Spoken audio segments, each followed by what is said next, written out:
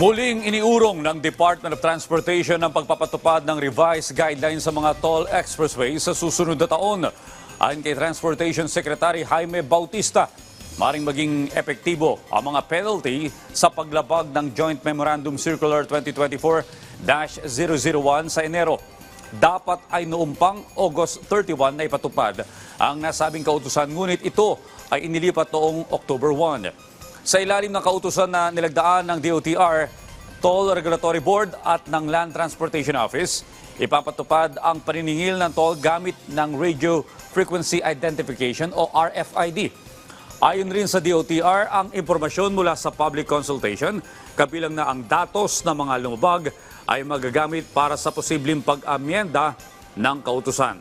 Ang hakbang ng pagpapaliban sa paniningil ng penalty ay naaayon sa layunin ni Pangulong Ferdinand R. Marcos Jr. na solusyonan ang problema sa trapiko.